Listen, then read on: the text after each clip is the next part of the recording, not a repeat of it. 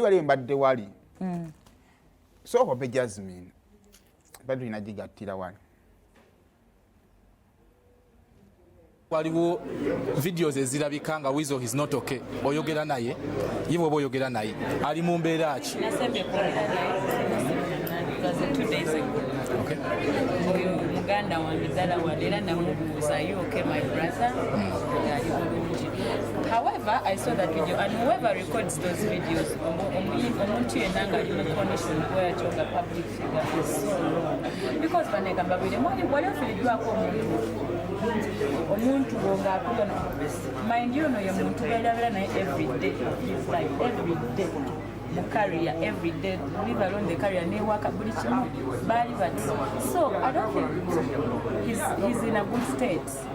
ever since that time never getting over his brother we should give him some privacy whatever nga break his head down at some point mumulekele TV kubanga fena tuyita mu bulumi obw'enjawulo oba wafiibako maama wafiibako taata muganda you know what that pain is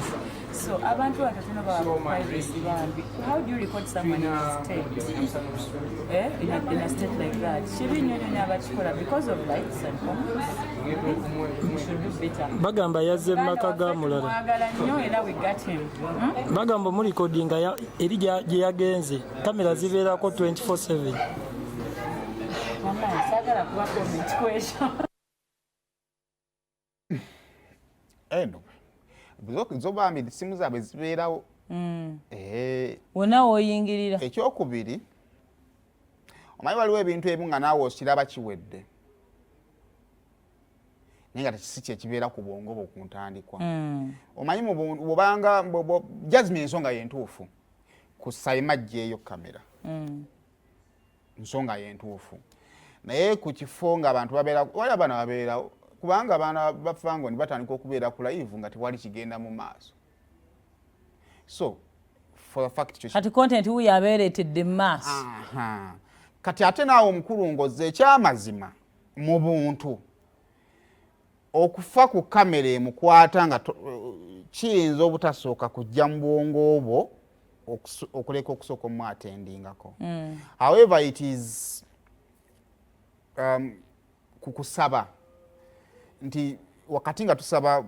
Weasle maybe okwongera okumutereeza singa kikugwako eyo n'obaako w'omusanga mu mbeera eyagala okufaanaganako bwetyo please don't record oba ontegeera oba wano bwekyabadde baba babeera n'amasimu gaabwe ekyokubiri omukulu ayinza abotasooka kulowooza kugamba mwana don't record oba ontegeera okusinga okusooka okwateninga ku Weasle naye ekiyinza okuba nga kino si kyekisosa kigenda okusembayo naye wekihappeninga nekimala nekijja eyo gye kikusanze woba olina obusobozi obulikodinga please don't record olutambula mu ba celebrities tokwata ku remote yo sigala ku BBS Telefina tukuwa olutambula mu ba celebrities